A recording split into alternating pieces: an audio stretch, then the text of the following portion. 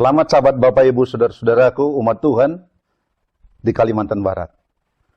Kita berjumpa kembali pada pelajaran Sekolah Sahabat bagian yang ketiga di triwulan yang kedua ini. Senang rasanya boleh menyapa saudara-saudaraku. Doa dan harapan kami, Bapak Ibu juga diberkati Tuhan, dan kiranya berkat hari Sabat ini menjadi sukacita dan keteguhan rohani setia kita kepada Yesus Kristus. Kita akan membahas pelajaran Sekolah Sabat, pelajaran yang ketiga di triwulan yang kedua, yang memberikan judul yaitu pandangan Yesus Kristus dan para rasulnya terhadap Alkitab ini. Tapi sebelumnya, saya mengundang kita semua tunduk kepala, kita berdoa.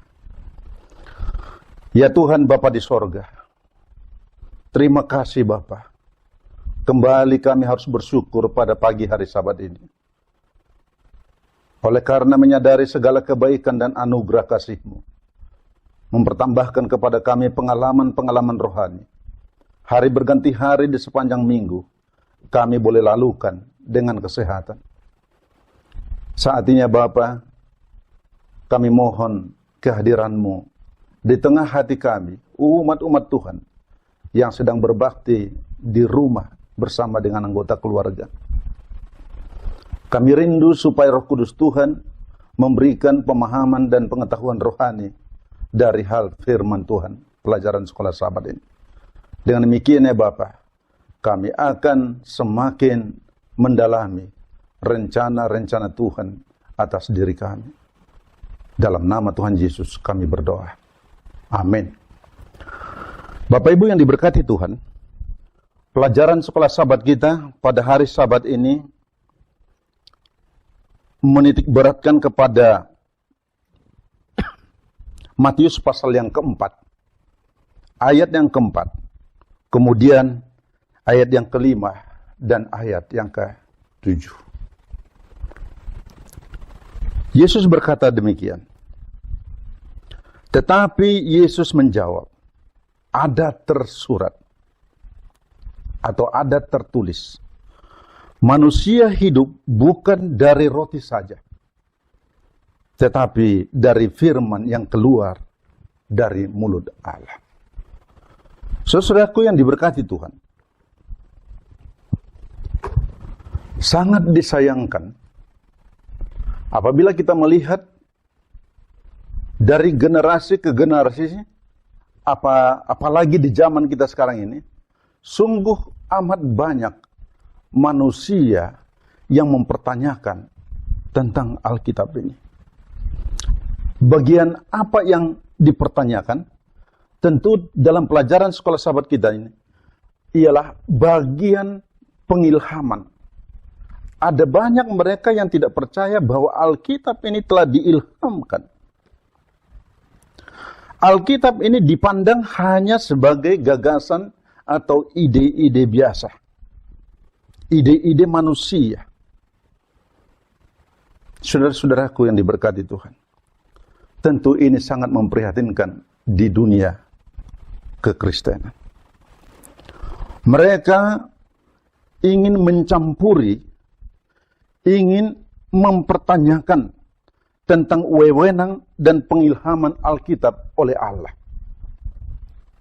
Saudaraku yang diberkati Tuhan.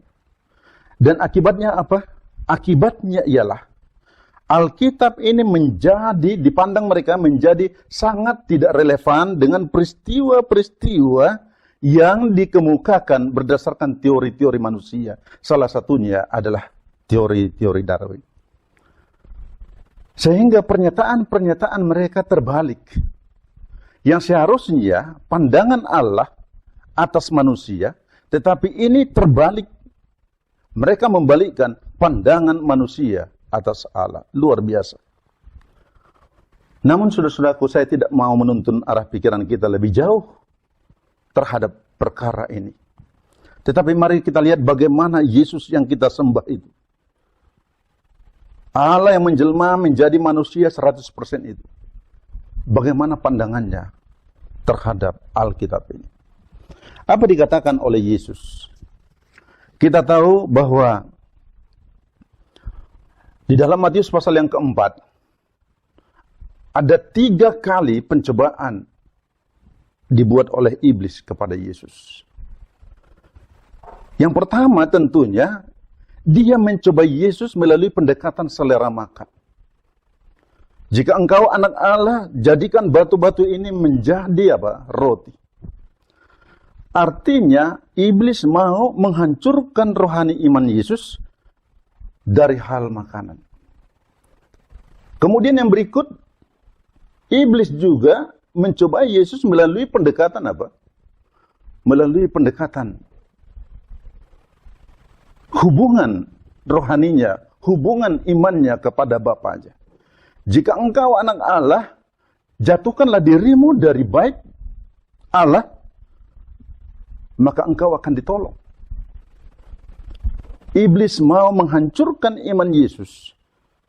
Iblis mau membengkokkan arah pikiran Yesus, ketergantungan Yesus dengan Bapaknya. Kemudian yang ketiga, iblis juga mencoba Yesus melalui kekuasaan, melalui harta. Bila mana engkau turut menyembah aku, maka semua ini akan menjadi milikmu. Saudaraku, hanya satu jawaban Yesus. Ada tersurat. Ada tertulis. Yesus menggunakan firman Tuhan. Ada tersurat bahwa engkau jangan mencobai Tuhan Allahmu. Ada tersurat bahwa manusia hidup bukan dari roti saja, melainkan oleh firman-Ku. Ada tersurat bahwa engkau harus menyembah Tuhan Allah. Bapak, Ibu, saudara-saudaraku yang dikasihi Kristus. Kita harus mempunyai prinsip keteguhan iman rohani seperti Yesus mempunyai prinsip keteguhan terhadap firman Tuhan. Nah, baik saudara-saudaraku yang dikasihi Kristus, kalau Yesus menaklukkan cobaan iblis itu berdasarkan firman Tuhan yang tertulis, maka dengan kata lain, pertahanan atau metode pertahanan Yesus terhadap serangan musuh itu hanya dengan Alkitab.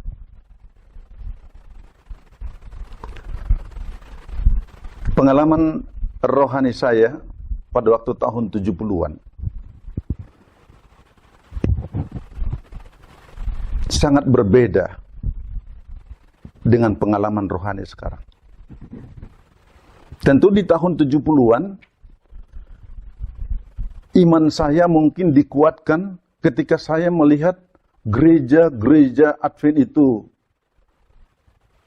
ditampilkan di televisi, lagu-lagu rohaninya, ya, zaman dulu ada di televisi, yaitu penyanyi suara nubuatan.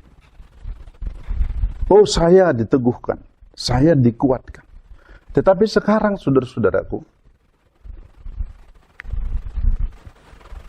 saya tidak mempunyai ketergantungan, keteguhan rohani dengan hanya sebatas itu.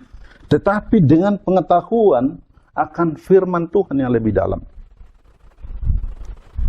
Saya mengajak kita, Bapak Ibu, untuk kita lebih dalam mengenal Tuhan melalui firman Tuhan. Saya mengajak kita supaya lebih gemar kita, lebih menyukai membaca firman Tuhan. Sehingga ketika setan datang, ketika iblis itu mencobai kita, kita dapat mengatakan ada tersurat. Yesus juga lebih jauh berbicara tentang Alkitab ini. Yang sesungguhnya, Yesus mau menemplak, mau menegur orang Farisi dan orang Saduki. Saudaraku, paling tidak ada 3 hal yang dibanggakan oleh orang Farisi dan Saduki. Apa itu? Yang pertama, tentang Alkitab di Perjanjian Lama, bahwa mereka merasa merekalah yang menguasai tentang hukum Torah. Merekalah yang menguasai apa yang disebut dengan ketubim. Dan merekalah yang menguasai apa yang disebut dengan sejarah. Ketiga hal ini memang orang Farisi dan orang Saduki sangat menguasainya. Tetapi apa kata Yesus?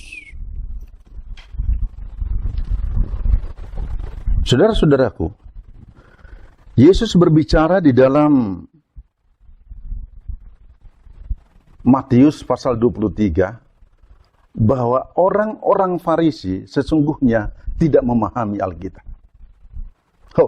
Sangat luar biasa.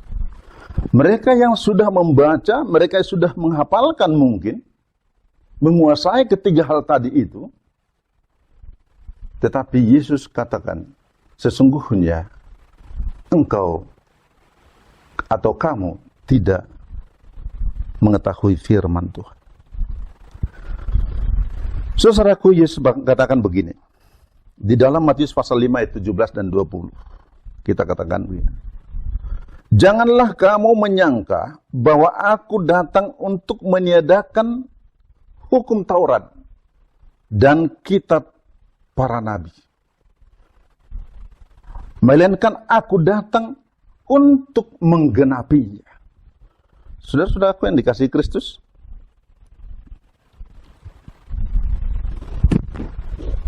Yesus datang sebagai kegenapan dari kitab hukum Taurat dan kitab para nabi.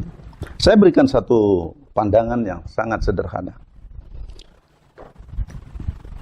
Yesus datang sebagai kegenapan, maksudnya Yesus mempraktekkan bagaimana sosok seorang Kristen yang menghidupkan firman Tuhan, memelihara hari Sabat, dan lain sebagainya. Itu sebabnya, di dalam Lukas pasal 4 ayat 16 mengatakan, pada hari Sabat, Yesus datang dari Nazaret untuk masuk ke sinagog dan berbakti, membaca kitab suci. Jadi Yesus sebagai kegenapan dari hukum Taurat dan kitab para nabi, artinya dia datang menghidupkan bagaimana caranya memelihara hukum Taurat. Kemudian yang berikut, Yesus juga sosok seorang anak yang patuh terhadap orang tua, menghargai, menghormati, menuruti orang tua. Dan di dalam Lukas pasal yang kedua ayat 52 dikatakan bahwa Yesus seorang atau satu warga yang mempunyai hubungan baik kepada sesama manusia, kemudian juga kepada Tuhan. Saudara-saudaraku yang diberkati Tuhan, dia menyederhanakan tentang 10 hukum. Dia bagi 2. 4 hukum yang pertama menyelesaikan hubungan dengan Tuhan.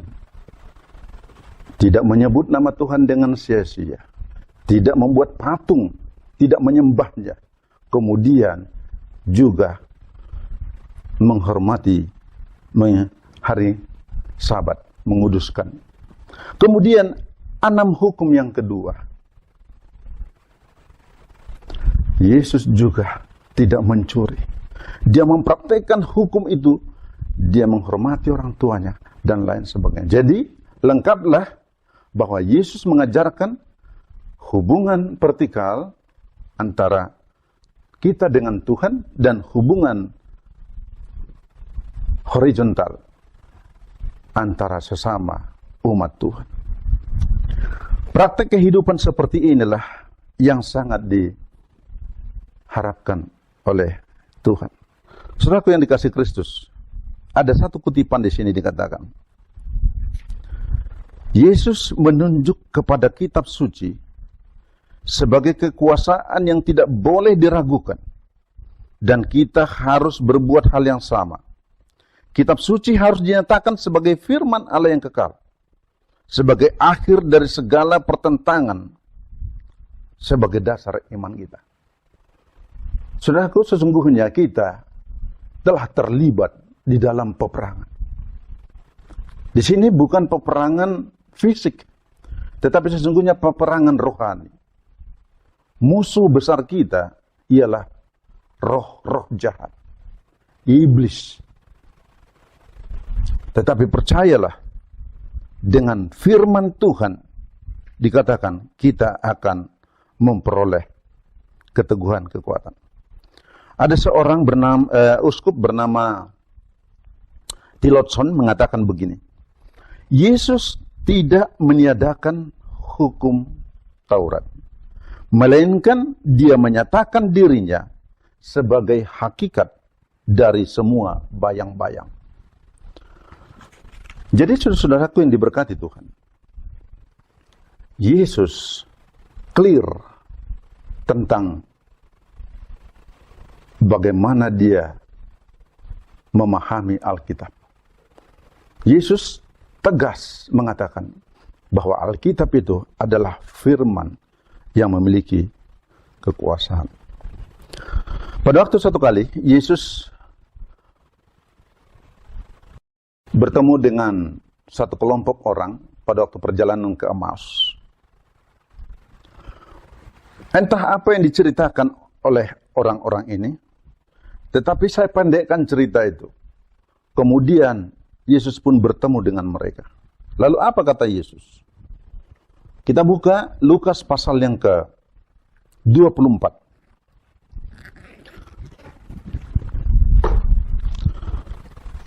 Lukas pasal yang ke-24. Kita baca mulai ayat yang ke-24.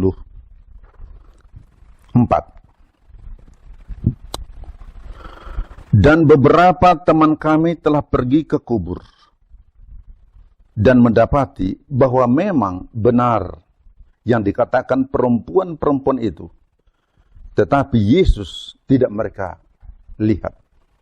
Artinya mereka tidak jumpai Yesus.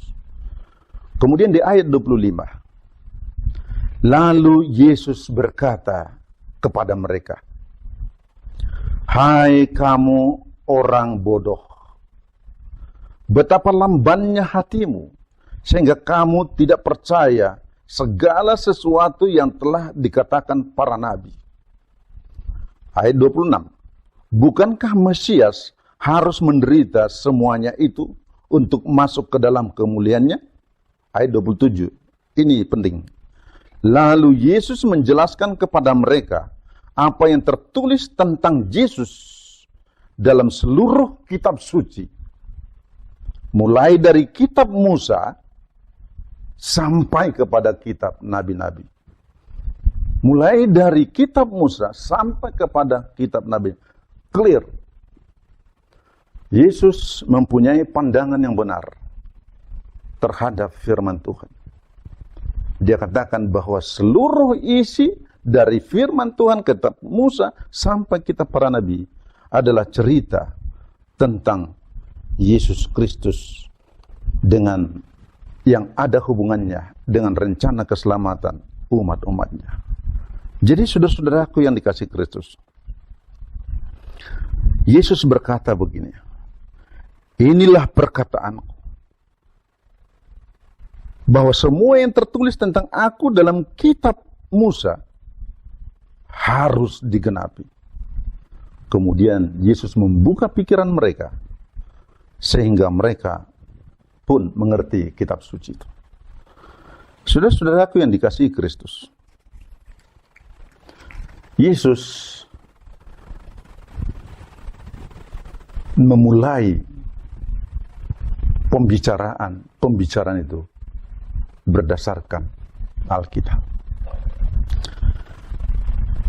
Bapak Ibu yang dikasihi Kristus, mungkin di dalam cerita kehidupan kita sehari-hari, pengalaman kehidupan sehari-hari bersama dengan teman-teman, saudara-saudara kita,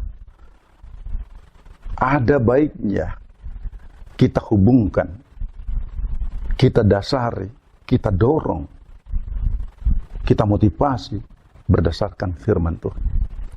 Itu sebabnya kita harus lebih banyak membaca dan membaca firman Tuhan. Saudaraku yang diberkati Tuhan, kembali kepada apa yang terjadi di awal pembicaraan tadi, bahwa kondisi, situasi, pola pikir generasi sekarang sungguh tidak main-main. Mereka terang-terangan meragukan akan firman Tuhan sebagai ilham dari Tuhan, dari sorga. Satu kutipan yang diberikan oleh Nyonya White di dalam bukunya Signs of the Times katakan begini: manusia menganggap diri mereka lebih bijaksana daripada firman Allah. Bahkan lebih bijaksana daripada Allah. Gantinya menguatkan pijakan di atas dasar yang tak tergoyahkan. Mereka membawa segala sesuatu ke dalam ujian firman Allah. Artinya mereka mempertanyakan firman-firman itu. Dan menguji firman itu dengan ide-ide mereka sendiri. Melalui apa? Melalui pengalaman-pengalaman mereka, melalui ilmu-ilmu pengetahuan mereka sudah dapatkan. Mereka uji firman Tuhan berdasarkan itu. Kemudian, firman itu mereka singkirkan dan mereka anggap sebagai sesuatu yang tidak layak dipercaya. Luar biasa. Bapak Ibu, tetap himpunkan anak-anakmu, ajak saudara-saudaramu, ajak keluargamu untuk membaca firman Tuhan, untuk mencintai firman Tuhan. Betul, kita harus sekolahkan anak-anak kita, tetapi juga kita harus membawa mereka kepada firman Tuhan. Kalau tidak, mereka juga akan menjadi bagian dari orang yang mempertanyakan Alkitab ini. Mereka juga akan menjadi bagian dari orang yang menyingkirkan Alkitab ini. Saya kebetulan dipercayakan juga membidangi pelayanan orang-orang muda di Kalimantan Barat. Saya sangat sedih ketika kita mengajak orang-orang muda itu untuk lebih setia kepada Tuhan. Melihat zaman situasi yang ada sekarang ini sudah semakin menunjukkan tanda-tanda semakin dekatnya Yesus. Tetapi apa yang mereka lakukan? Ini menjadi pergumulan kita bersama, Bapak Ibu. Mungkin mereka ada di samping saudara saat ini. Bagus. Tetapi ketika mereka tidak ada di samping saudara, pertanyaannya di mana mereka? Kutipan yang terakhir dikatakan begini dari dasar-dasar pendidikan Kristen. Mereka yang menjadi sangat mengenal hikmat dan tujuan Allah yang dinyatakan dalam firman-Nya akan menjadi laki-laki dan perempuan yang bermental kuat dan bisa menjadi pekerja yang berdaya guna bersama dengan pendidik agung, yaitu Yesus Kristus. Kristus telah memberikan kepada umat-Nya kebenaran firman. Dan semua orang dipanggil turut ambil bagian di dalam memberitakan kebenaran itu kepada dunia. Tidak ada pengudusan selain daripada kebenaran itu, yaitu firman Tuhan. Jadi, Bapak Ibu, betapa pentingnya itu agar menjadi apa? Menjadi orang-orang atau umat Tuhan yang teguh dan setia menanti kedatangan Tuhan. Inilah seri sajian firman Tuhan lewat diskusi sekolah sahabat. Kami berharap kita berdoa bersama-sama. Roh Kudus akan memenuhi pikiran kita, menyempurnakan pengetahuan kita, supaya kita tetap di dalam kebenaran Tuhan. Adalah doa dan harapan kami. Mari kita tunduk kepala, kita berdoa. Bapa kami dalam sorga, terima kasih Tuhan, kami sudah memiliki kesempatan mempelajari firman Tuhan. Ya Bapa di sorga, tolong kami Tuhan, supaya kami semakin mempunyai keteguhan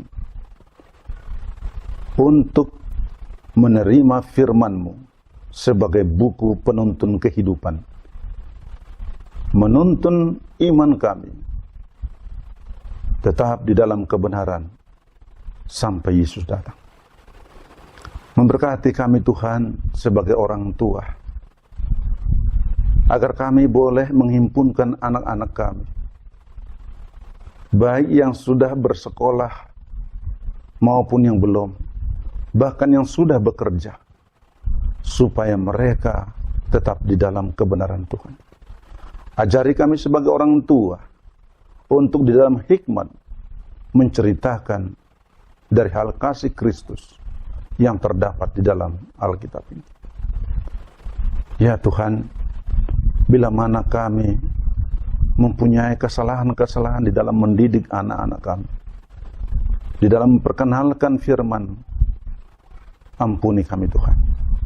Biarlah Roh-Mu bekerja di tengah-tengah rumah tangga kami, supaya kami mempunyai inspirasi, cara yang terbaik untuk menghimpunkan mereka, sehingga kami menjadi satu bagian keluarga, yaitu keluarga yang dipersiapkan menanti kedatangan Tuhan.